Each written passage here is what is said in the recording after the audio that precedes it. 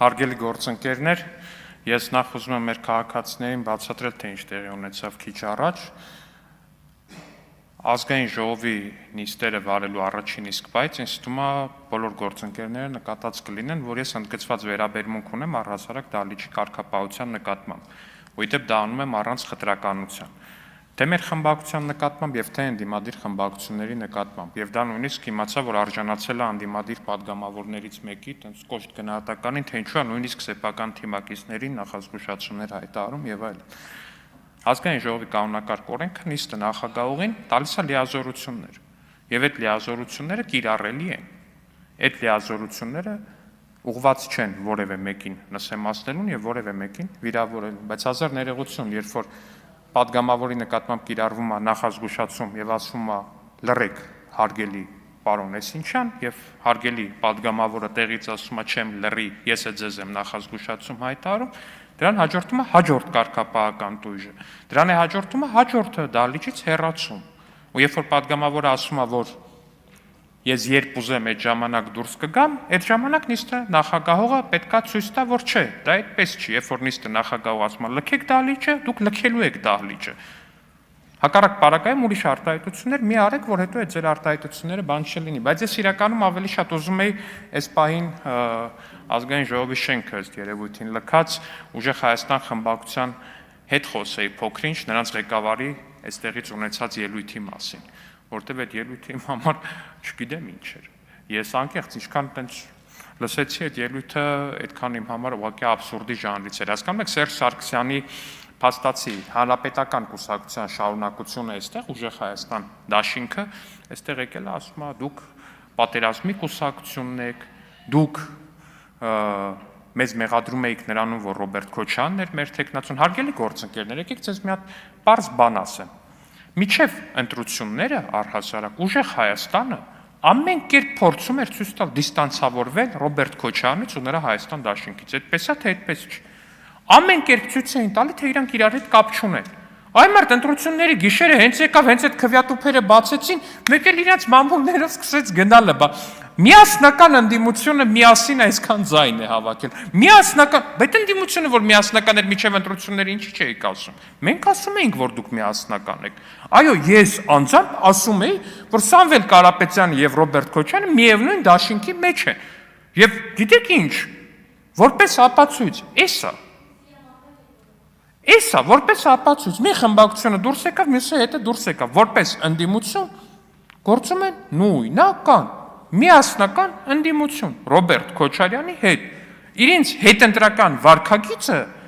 ակնհայտորեն փաստացի ապացուցում է մեր նախընտրական խոսույթը իրենց միասնական լինելու մասին։ Ասում է Սամվել Կարապետյանն էր մեր վարչապետի թեկնածուն։ Կներեք, որ Սամվել Կարապետյանն էր ձեր վարչապետի թեկնածուն, այս ընտրություններից արդեն քանի ամիս անցել է։ Ինչու՞ միջև հիմա ձեր նախկին ապագա վարչապետի թեկնածուն կամ նախկին ապագա վարչապետը կամ հավերժ հաջորդ վարչապետը, որ ձևակերպումը ձեր սրտին ավելի մոտ է, ինչու՞ միջև հիմա չի հրաժարվել Կիպրոսի եւ Ռուսաստանի քաղաքացիություններից։ Կարող է հիմա էլ արդեն Կիպրոսի վարչապետի թեկնածու, Կիպրոսի գործընկերներին պետք է հարցնենք, թե հիմա Ռուսաստանում հիմա դումայի ընտրություն ենք, կարող Ռուսաստանի դումայում ուզում առաջադրվի, չգիտեմ, որպես падգամավոր։ Էս է ամբողջ, ասում եմ բանը, ձեր նախընտրական խոսույթը, մեր նախընտրական խոսույթին կներեք այս արտահայտության համար, բայց ամբողջությամբ պատասխանատու ենք մեր նախընտրական խոսույթի համար, ավելին ասեմ, մենք տեր ենք մեր նախընտրական խոսույթին, ու էլ ավելին ասեմ, դուք ինքներդ եք ապացուցում մեր ամբողջ նախընտրական խոսույթը, հարգելի գործընկերներ։ Ամբողջությամբ եկել եք այստեղ ապացուցելու մեր նախընտրական խոսույթը։ Իսկ ինչ վերաբերվում է նրան, թե որ ուժը ինչ է արել, շատ լավ, եկեք խոսանք, թե որ ուժը ինչ է արել։ Կարեն Կարապետյանը, Նարեկ Կարապետյանի հայրը,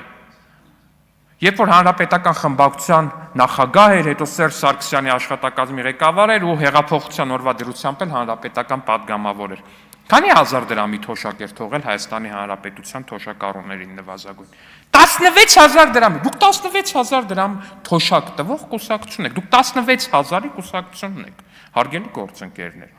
Դա եք դուք։ 16-ը իհարկե մենք էինք ընտրություններին, բայց դուք 16,000-ի կուսակցությունն եք։ Աղքատությունից են այստեղ խոսում, աղքատությունը։ Պարոն Կարապետյանի, Նարեկ Կարապետյանի հայրը ֆանտաստիկ տեսանյութեր կա Ազատություն ռադիոկայանում օրինակ։ Ընտրություններից առաջ կամ այդ ընտրական տարում Լոռու մարզում, երբ որ յուղ ու բրինձ էր բաժանվում, փաստացի։ Յուղ ու բրինձ էր բաժանվում։ Ժողովուրդ, յուղ ու բրինձ։ Յուղ ու բրինձ հասկանում եք։ Քաղաքական իշխանության մոտեցումը ձեր տարիներին եղել է այն, որ մարդիկ ինչքան աղքատ լինեն, այդքան քիչ փողա պետք է լինելու իրենց ընտրակաշառքը կազմակերպելու համար։ Ինչքան աղքատ լինի ժողովուրդը, այնքան ավելի լավ։ Թոշակը ինչքան ցածր, այդքան թոշակառուի ձենը արժի ավելի էժան։ Պարզ լոգիկա է։ Ու դրա համար է, որ մեր արած սոցիալական ծրագրերի, մեր բարձրացրած թոշակների, մեր ընդհանուր տնտեսական քաղաքականության արդյունքում է, որ ձեր նախկին հանրապետականի բաժանած 10,000 դրամը այս ընտրություններին փաստացի ձեր ուժի ներկայացուցիչները բարձրացրել հասցրել էին 100,000 դրամ։ Ես նորից եմ ասում, մեր տնտեսական ու սոցիալական կատարած գործունեության լավագույն ցուցանիշը ընտրակաշառքն է, ժողովուրդ ջան, ձեր կողմից բաժանված, ձեր ներկայացուցիչների կողմից բաժանված։ Նախկինում բաժանում էիք 10,000 դրամ միջև մեր իշխանությունը, մեր կողմից խորհրդարանում մեծամասնություն ստանալուց հետո 2018 թվականին դուք արդեն հիմա այս պայի դրությամբ բաժանում եք 100,000 դրամ։ Սրանից լավ ցուցանիշ ուղղակի չկա եւ լինել չի կարող։ Ու ես ձեզ ասեմ իհարկե, մի բան էլ ասեմ։